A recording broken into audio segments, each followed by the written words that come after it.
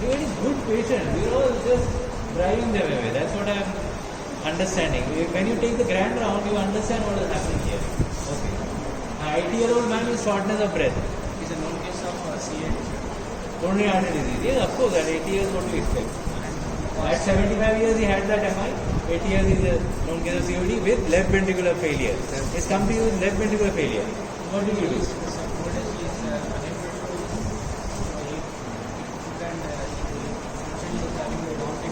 Okay.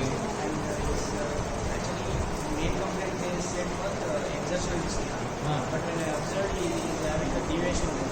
Division of mouth. Okay. Towards left side.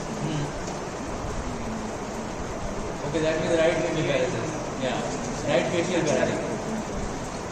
Yeah, actually, I have a problem. You were also there? Same unit? Oh, you were in the same unit, yes. Okay, loss of what? Slurring of speech. So he was having a stroke. A left MCA territory stroke, according to your description. But no paralysis? Actually, his hand was So right? so he thought it is a 11%, right side pulse. But I want to be What? Right 7th pulse. Right 11th 7th pulse. completely the right side pulse also. Right 11th 7th palsy. And anything else? Any other cranial nerves? Clinically. So clinically, right 11th 7th palsy, also known as Bell's palsy. Bell's was an intern who did a logbook of such a patient, became famous. So with the Bell's palsy, you got an MRI done. I don't know why. Because the Bell's thought it was the element was here from the sternocleidomastoid foramen where it comes out.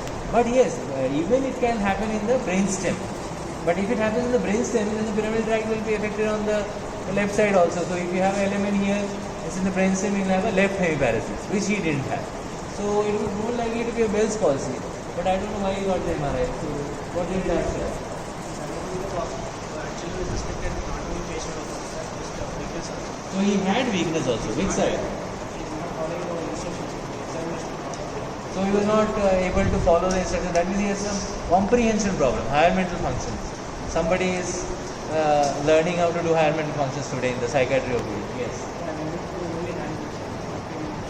Because it is a very busy rush OPD, so you could only do the hand grip. You catch my hand and let me see your leg. And he was not following anyway. So he had a comprehension problem. So that can be a part of what kind of a we have a left MCA stroke, do you say? Right element paralysis. So right PCA stroke, if it is in the pons, isn't it? And he is not able to follow you, not understanding me, he has got a Wernicke's aphasia. And that would be again, that means the Wernicke's area is in the right brain in this patient. That can happen in 20%, I guess. 80% is in the left side. 20% it can be on the right side. So you have in your description now told us that this patient could be having a Wernicke's aphasia, could be having a seventh nerve paralysis, element type, and some weakness which you are not able to figure out. Hand grip was weak. Which side of hand grip? Oh, anyway he could not follow you, so you did not know. But could it be even ataxia? Suphia. What is called as ataxic hemiparesis, where the power is absolutely normal, but the patient cannot walk. The patient keeps falling to one side. So the power is normal. When you make him lie down and see the power, he is absolutely fit. So it's basically ataxia. The cerebellar pathways are involved in the brainstem. And this is again a posterior circulation stroke. So was this a posterior circulation stroke? What did the MRI tell you? So you did an MRI because the patient was not able to follow you.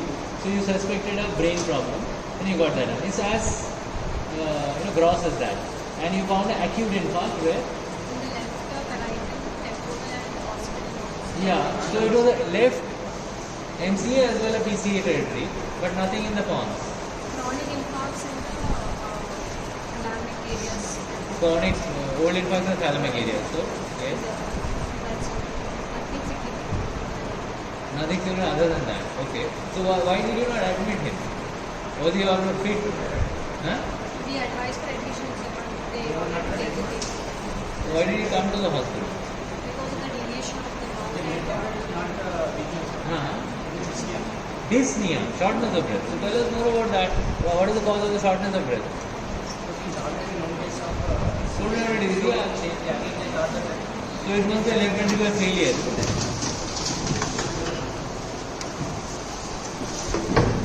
So because he has a coronary disease and he has shortness of breath, tachypnea, this could be a left ventricular failure. That's what you thought. Or who thought?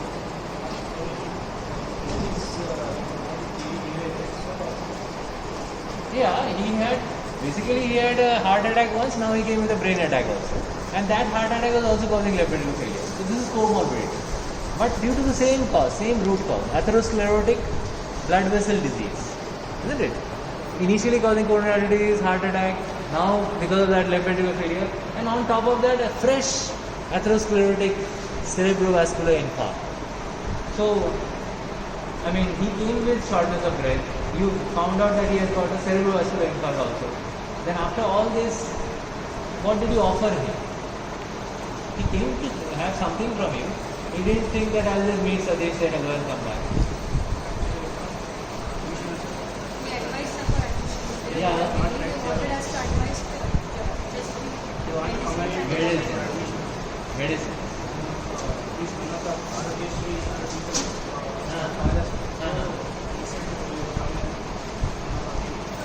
So this time they had come to you for medicines only, thinking that the shortness of breath will come down with medicine. So that was the reason they came to you, and you gave him medicines for shortness of breath, right? Because that is what they wanted. So that shortness of breath, if it is because of left ventricular failure, what medicines will you give him?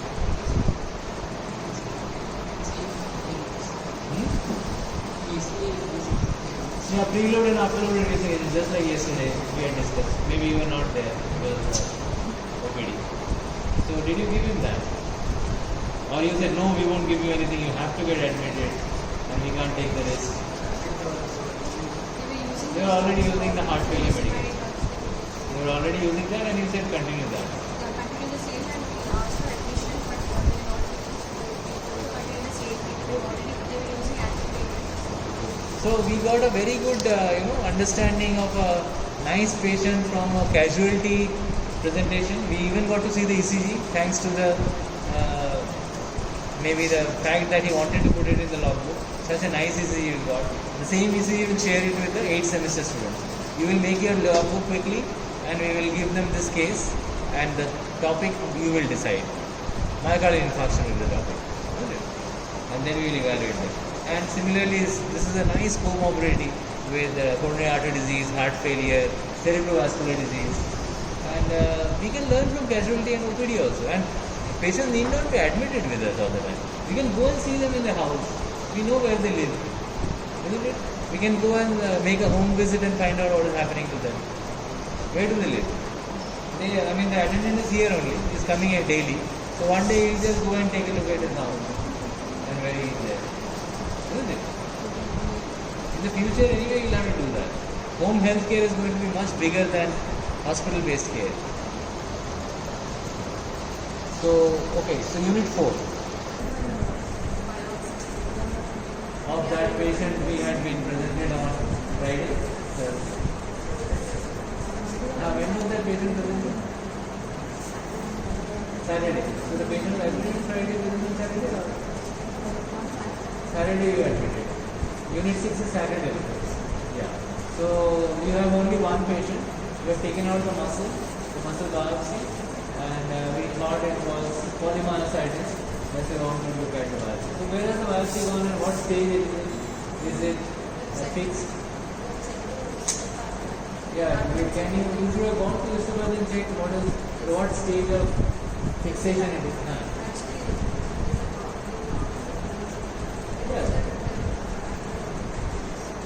Yeah, but when they were working, you had to go at that time. What time did you go?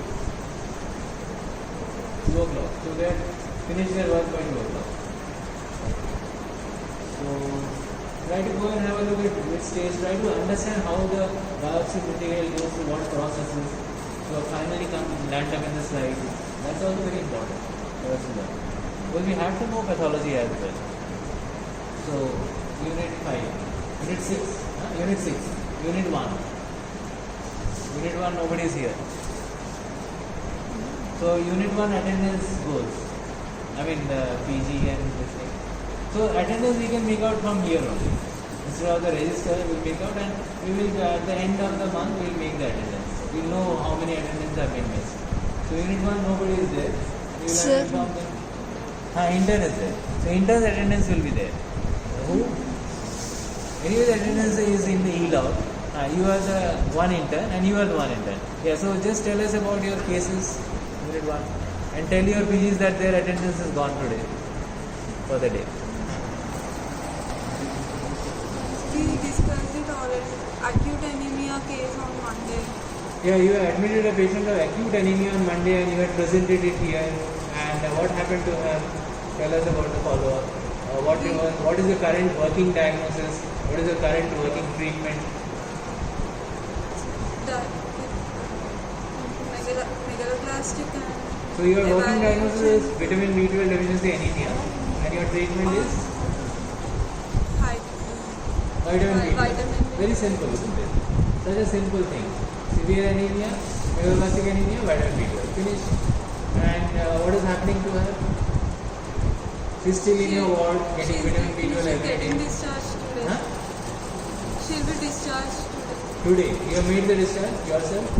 How much of vitamin B12 is she getting daily? And how are you giving it? Huh? What? You are the only intern? Yeah, you are also. Tell us how much of vitamin B12 is she getting? And what route are you giving it? No idea? Injection eye drops of over 9,000 mcg. So she gets the attendance for unit 1 you don't, and neither do your PGs. So, okay. But anyway, this is just to make you understand that every detail is important, isn't it? Knowing the dose of what you are giving, what route you are giving. So is it an IV you are giving or IM? You're not very sure. IV or IM. Okay, that you can find out and tell us later. And we want to see that in your logbook. Okay. Any other patient you had over the week? Only one patient.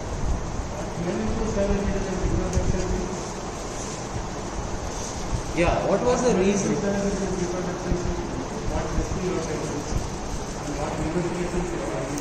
What was the clinical features, the investigation and everything to suggest vitamin B12? That is the question.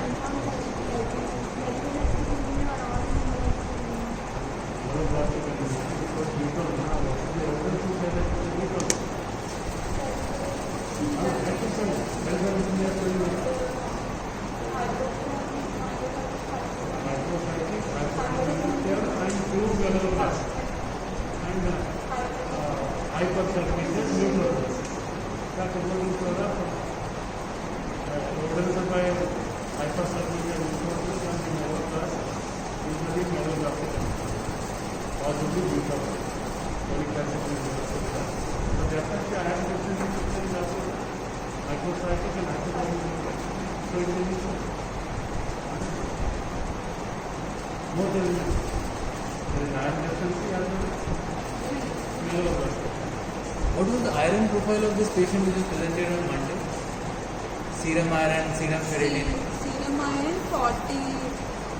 Yeah, what was was it elevated, normal?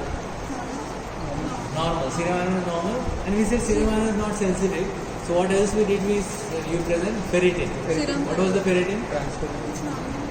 Ferritin was also normal. So that is the reason we had no koilonychia, and peripheral smear was also normocytic normochromic from what they described. I think somebody had presented on the PowerPoint also. The same patient's peripheral smear, and described it also as normocytic normochromic. So we thought that this doesn't fit into iron deficiency. That Monday we made that thing, and we said okay, we will treat it as vitamin B12. Also we discussed what differentials did we discuss for this, that this may not ultimately turn out to be vitamin B12, it may turn out to be something else. What was that something else? If in case it is refractory to a treatment, it may turn out to be what we call as refractory anemia. And then we asked you the very common theory topic of where you have refractory anemia with ring sideroblast. Now we are recalling what we were supposed to read out. The FAB classification of myelodysplastic syndrome, isn't it? So you have refractory anemia with excess blasts, then you have excess blasts and transformation. Refractory anemia is ring sideroblast. So she could turn out to be that. So what we have done is we have given her an empirical treatment therapy to see if she recovers fine, vitamin B12. Otherwise, this could be another cause for dyserythropoiesis, which is myelodysplastic syndrome. Then we'll have to do a bone marrow and we'll have to follow up. And we also discussed what is the treatment and prognosis of myelodysplastic syndrome. There is not much treatment, and some patients can just develop leukemia after that. That we discussed. We were hoping that some of you interns would tell us more about myelodysplastic syndrome or approach to dyserythropoietic anemias. Okay, so maybe you can do that and you can add that in your logbook as well. Alright, so unit 1 is over, now unit 2. So Dr. Vaishnavi will